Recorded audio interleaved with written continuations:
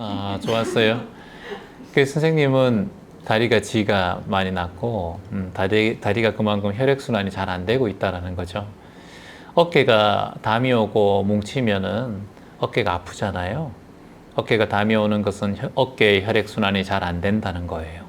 명상을 할 때 5분, 10분도 지나지 않아서 다리가 자꾸 저린 것은 내 다리가 평상시에 이 원활하지 않은 혈액순환이 있다라는 겁니다. 저는 이렇게 3시간을 있든 4시간이 있든 다리가 저림이 없거든요. 저도 처음에는 그랬어요. 저도 무릎을 다쳐서 다리가 굉장히 아프고 무릎에 물이 차고 허리도 4, 5번 디스크가 있어서 군대에서 다쳐서 근데 이제 수술 없이 이렇게 오랫동안 앉아 있고 할 수 있는 것은 이 몸을 원활하게 혈액순환을 하는 방법들을 평상시에 계속해서 연습했기 때문이에요. 근데 중요한 것은 우리가 왜 다리가 저리냐 하면은 여러분의 전체적으로 다리뿐만 아니라 몸 전체의 이 자세가 이미 흐트러져 있고 몸에 힘이 들어가 있다는 거예요. 그래서 저림이 옵니다. 주먹을 꽉 한번 쥐어 보세요, 여러분. 주먹을 꽉. 계속 쥐고 있어 보세요. 더 힘껏, 더 힘껏, 더 힘껏 푸세요. 손끝과 마디마디가 저림이 있죠. 저림이 있죠. 바로 그겁니다. 예. 여러분이 힘을 꽉 쥐면 가만히 있어 힘 빼고 있을 때는 저림이 없죠. 지금 갑자기 이렇게 쥐니까 저림도 오고 딱 펴니까 혈액순환도 일어나고 몸이 갑자기 뜨거워져요. 그만큼 이게 몸이 순환이 되면 내 몸의 혈액순환도 잘 되고 그리고 몸에 힘이 있으면 이렇게 절이 온다는 걸 느낄 수가 있어요. 그럼 내 몸이 평상시에 경직이 되어 있다는 거예요. 특히나 대중들을 많이 상대하고 뭐 공무원분들 특히나 또 근무하시는 어떤 서비스 업장에 계신 분들은 몸이 경직이 많이 돼요. 자기 사업하시는 분들은 좀 덜해요. 이제 근무하시고 이런 분들은 몸이 항상 경직이 되어서 손님들의 반응과 관계도에 대해서 스트레스를 많이 받게 되죠. 그러면 몸에 경직이 많이 오고 담이 많이 오고 근데 그런 분들이 허리나 무릎이나 발목, 손목은 더 아파요 또. 그래서 그분들은 운동을 하든 안 하든 간에 평상시에 끊임없이 움직여주고 스트레칭을 해주셔야 돼요. 스트레스는 몸과 마음이 함께 받거든요. 그래서 몸이 굳어지면은 마음도 스트레스 받고 마음이 굳어지면 또 몸도 굳어지고 그렇게 됩니다. 그래서 평상시에 내가 앉아있는 자세가 편안하지 않을 때 몸이 자꾸 저리고 다리가 움츠름츠합니다. 선생님은 오늘 10분 해보시니까 어떠셨어요? 네, 잘하셨어요. 다리 바꿔도 되고요. 명상할 때는 명상하는 자체가 가만히 멈춰 있는 게 아니에요. 명상을 움직여도 돼요. 보통 우리가 잘못 알고 명상을 자꾸 가만히 앉아 있어야 된다 생각하는데 그렇게 할 필요 없어요, 선생님. 움직여도 괜찮습니다. 움직여도 괜찮고 다리를 펴도 괜찮고 좀 힘드신 분들은 이제 누워도 괜찮고 근데 가능하면 집에서는 흔하게 누울 수 있으니까 여기에서만큼은 한번 해보자 이런 마음을 한번 가지는 게 좋겠죠. 그래서 이 가장 몸에서 중요한 것은 이 어깨와 허리입니다. 어깨와 허리. 어깨와 허리가 힘을 빠져야 근데 최원님 허리가 힘이 빠지면 꼭 구정하게 되잖아요. 근데 그게 아니라 꼬리뼈 있잖아요. 꼬리뼈 한번 만져보세요. 꼬리뼈 딱 이제 한 뼘 정도 척추까지 있죠. 요게 이제 보통 5, 6번, 4번 정도 디스크가 돼요. 여기만 중심을 살짝 잡았다 생각하면 돼요. 다른 곳은 힘을 빼고 여기만. 그래서 여기만 딱 하면은 여러분이 단전이에요. 딱 요 단전이에요. 이렇게 한번 만져보세요, 여러분. 여러분 배, 요 딱 배, 그리고 등, 요까지만 딱 요 둘레만 힘을 살짝 주고 다른 곳은 힘을 뺀다 생각하시면 돼요. 그러면 이렇게 약간 항문부터 해서 회원부부터 해서 살짝 긴장이 되죠. 그 위에는 힘이 빠져야 됩니다. 그러면 다리 저림이 확실히 줄어들어요. 몸이 굳어있기 때문에 저린다는 거, 자꾸 손이 저리듯이. 선생님 어떠셨어요? 10분? 다리가 계속 저려져. 그건 이제 한쪽 다리가 저린 것은 선생님이 한쪽 다리로 이렇게 그 다리에 잘 꼬고 있던가, 그리고 뭐 예전에 다리 쪽으로 아프신 적이 있으셨어요? 그러면 이제 고질병 같은 경우는 다리가 저렇게 아플 수밖에 없어요. 그러면 한 다리를 살짝 이렇게 해도 괜찮아요. 이렇게 풀어놔도 괜찮습니다. 그리고 하다가 또 이렇게 또 바꿔도 되고. 그런데 하나 중요한 것은 뭐냐면은 여러분 명상을 이렇게 한 3분 정도 하다가 갑자기 몸이 불편하다고 탁 바꿔버리면 그 3, 4분, 5분 한 게 정신이 탁 사라져 버려요. 고요하던 게. 그래서 그게 가장 문제점이에요. 그게 명상이 안 된다고 하는 거예요. 그래서 그럴 때는 어떻게 해야 되느냐. 저도 여러분 10분도 못 앉아 있었어요. 그런데 이게 하다 보니 이렇게 된 거거든요.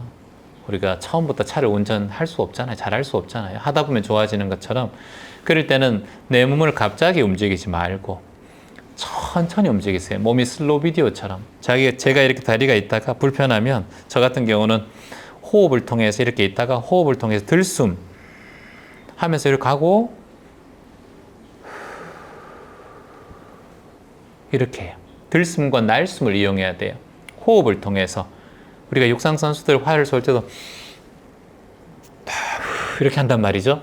모두 다 호흡이에요. 수영도 호흡이고 달리기도 호흡이고 달리기는 100m 동안에 호흡을 거의 안 쉽니다. 한 번밖에 안 쉬어요. 선수들은. 그 정도로 훌륭한 선수들은 그렇게 하거든요. 그래서 호흡을 정확하게 체크해야 돼요. 그럼 얘가 앉아 있는데 여기 몸이 불편하다 하면 살짝 피고 싶잖아요. 근데 하다가 툭 피면은 다 깨어져 버려요. 그러지 말고 피고 싶으면 그냥 호흡 들숨 들이마시면서 살짝 움직여요. 그리고 날숨하면서 다시 제자리로 오는 거예요. 요것만 기억하시면 돼요. 몸이 이렇게 하다가 이렇게 다리가 팔이 간지러울 수도 있잖아요. 그러면 어떻게 하냐면은 이렇게 긁으면은 또 물이 다 끼어져 버려요. 그래서 이럴 때도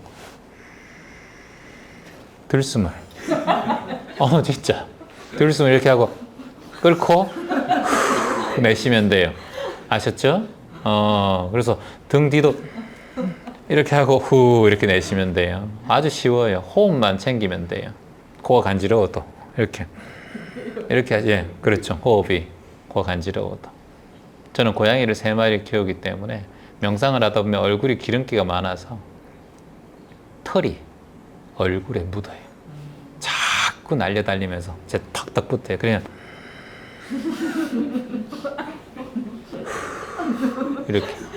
이렇게 수시로 붙기 때문에 짜증 나면 엄청 짜증 나잖아요. 고양이 털 다 밀어볼 수도 없고 명상하는데 자꾸 열받잖아요. 그럴 때는 호흡으로 항상 이렇게 하면 이제 고양이들도 알아요. 자기들도 호흡 소리가 나면 호흡이 너무 소리가 크거든. 이렇게 호흡 소리를 여러분들이 자꾸 들어야 돼요. 자신의 호흡의 소리를 한번 들어보세요. 여러분 호흡 소리를 들어보세요. 한번 입을 다물어야 호흡 소리를 들을 수 있어요.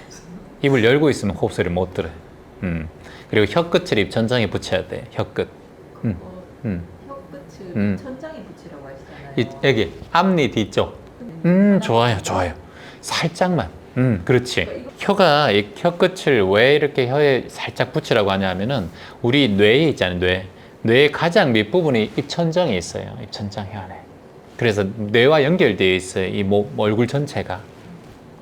그래서 그쪽에 혀를 살짝만 대면 우리 뇌의 각성 현상이 일어나요. 살짝씩.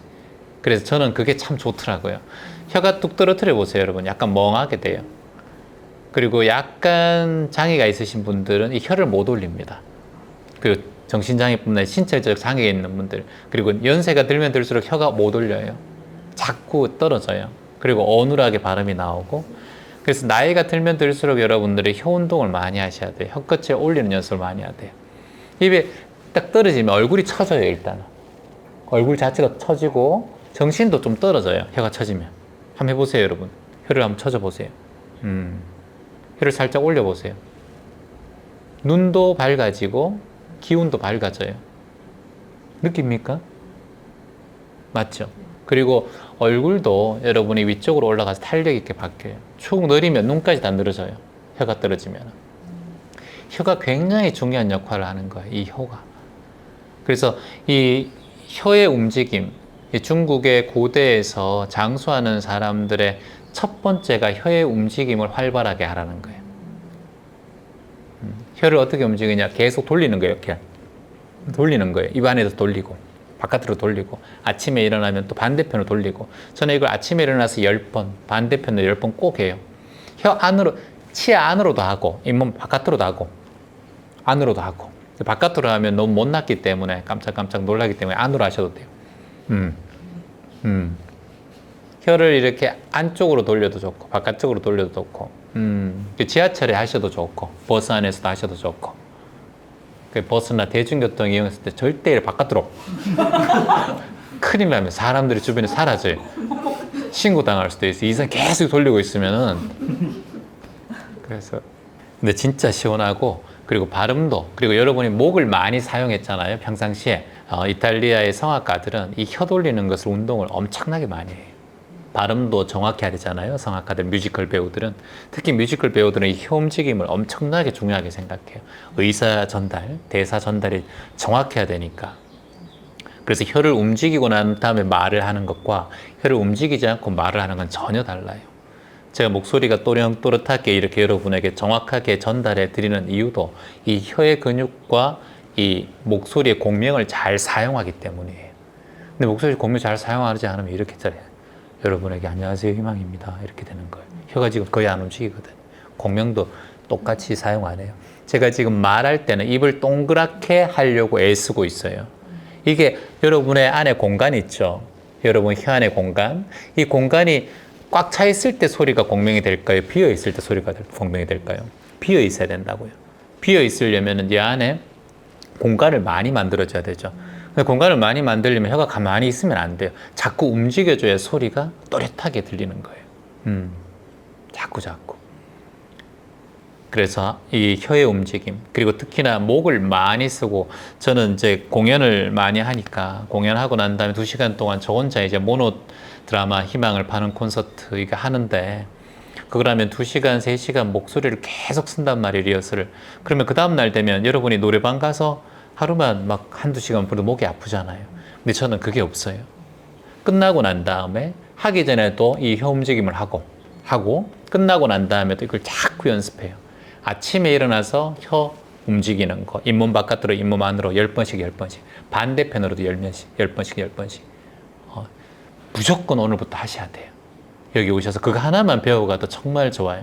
여러분의 목소리가 달라지고, 그리고 정신이 똑바라져요.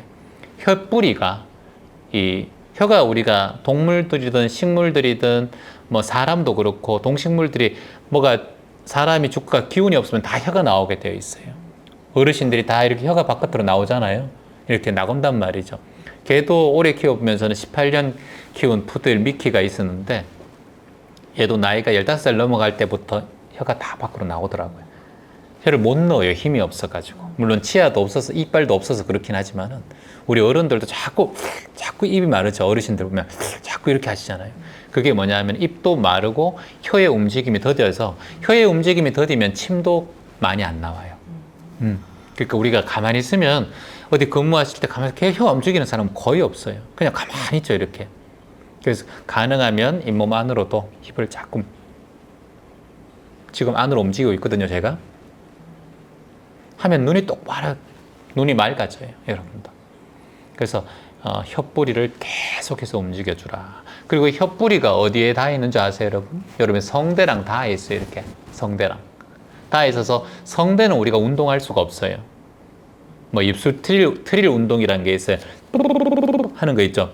이걸 이제 보통 성악가들이나 가수들은 대기실에 가면 다 이걸 연습하고 있어요.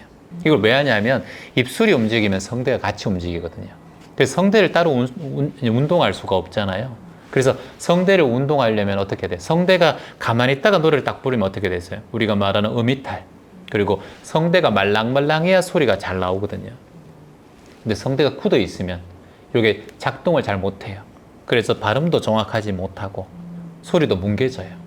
그래서 먼저 대기실에서 가장 많이 하는 호흡 연습법이 바로 입술 트릴이라고 해요. 이걸 뭐라고요? 입술 트릴. 예, 입술 트릴. 이거는 뭐 여러분이 검색만 해봐도 엄청난 성악가들이 하는 연습들이 많이 나와요. 그래서 이거 하나 배워가는 거예요. 그래서 여러분이 평상시에도 뭔가 강의라든가 말을 많이 하든가, 아침에 특히나 아침에 큰 소리로 말하면은 성대가 상해요. 그래서 여러분이 장기적으로 보셨을 때는 아침에 큰 소리를 치면 안 돼요. 양말 어딨노? 이러시면 안 돼. 물 한 잔 더? 이러시면 안 돼. 양말 어디 있어요? 이렇게 물 한 잔 주실래요? 이렇게 이제 이렇게 편안하게 하셔야 돼요, 남편분. 그러면 목소리도 좋아지고 평상시에도. 그러면 이제 12시 전까지는 큰 목소리를 내면 안 돼요. 목소리의 성대. 자고 난 다음에 성대가 굳어 있거든요. 자면서도 옹알이 하시는 분들은 괜찮아요.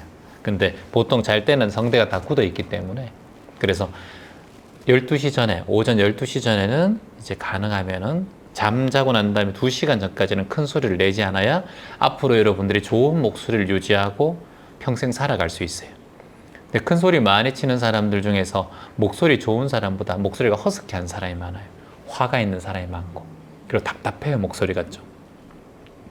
그래서 항상 아침에 일어나면 잇몸 바깥으로 혀를 양쪽 오른쪽으로 10번씩 돌린다. 이거 힘들어요.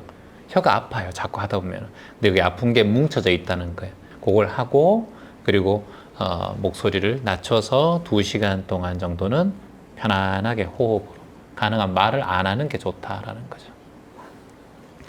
저는 여러분에게 법문 월화 목요일 날 법문 하잖아요, 밤에. 그걸 강의하잖아요. 저는 평상시에 제주 와서 말을 안 해요. 강의할 때만 말을 하는 거예요. 평상시에 말이 없어요. 여러분들이 오해하시는데, 채환 씨는 정말 뭐 법문할 때 말 정말 엄청 많이 한다 그러는데, 그때 하려고 평상시에 말을 안 하는 거예요. 그때 목소리를 잘 보호하고 계속 돌리고 있고 뚜루루 하고 있고 이렇게 있어요. 준비된 자만이 이 목소리를 잘 간직할 수 있어요. 여러분 몸 중에서 가장 노화되지 않는 부분이 어딘지 아시죠? 성대예요. 그래서 연극 배우들이나 80대신 분들도 목소리가 아주 좋은 분들 많잖아요. 이미자 선배님 80, 90 거의 다 되셨잖아요. 패티김 선생님도 90이 거의 다 되셨고 80이 중반인데 노래하시는 거 보세요. 심수봉 선생님도 그렇고 나훈아 선생님도 보시고 다 목소리를 그만큼 관리하는 거예요. 조영필 씨도 담배를 엄청 많이 태웠거든요. 젊은 시절에는 다 끊으시고 등산만 하시잖아요. 그러니까 이번에도 콘서트 하고 그러잖아요. 연세 보면 깜짝깜짝 놀라요. 그러니까 그분들이 매번 아침마다 신경 쓰고 하는 게 이 성대를 보호하는 일, 큰 소리 내지 않게, 그리고 혀뿌리가 성대에 연결되어 있기 때문에 혀를 자꾸 움직여서 혀 운동의 근육을 하는 일. 여러분도 좋은 목소리로 오랫동안 계시면, 사람의 처음에 표현하는 게 얼굴이잖아요. 근데 얼굴인데 갑자기 제가 여러분들 보면서 이런 목소리가 갑자기 이렇게 되면 안녕하세요 희망입니다. 이렇게 하면은 감동이 덜 오잖아요. 목소리가 사람에 엄청난 영향을 끼쳐요. 저도 처음에처럼 목소리가, 저는 별명이 목소리가 할배였어요. 할배, 어릴 때. 초등학교 5학년, 6학년 목소리가 지금 제 목소리였으니까. 선생님 안녕하세요. 할배였어요. 할배. 선생님 탐구 생활 준비 못했습니다. 컴퍼스 주판 부모님이 안 계셔서 못 가져왔어요. 전부 다 제가 저한테 그랬어요. 제 목소리가. 그러니까 제 별명이 할배. 약간의 타고나는 건 있지만, 여러분 연기자 중에서 목소리 안 좋은 사람 거의 없어요. 엄청나게 연습해요, 목소리 관리를 위해서. 여러분들 뭐 정우성 씨 목소리 좋죠, 이병헌 씨 목소리 좋죠, 뭐 안성기 씨 목소리 좋죠. 유명한 스텝 배우 중에서 목소리 안 좋은 사람 거의 없어요. 훈련이거든요, 이게. 소리를 잘 내는 것, 이것만으로도 상대방을 치유할 수 있어요. 나도 치유하고. 그래서 내 자식, 내 자녀, 내 배우자에게 안정되고 좋은 목소리를 평생 들려주는 것은 참 큰 희망이라고 볼 수 있습니다.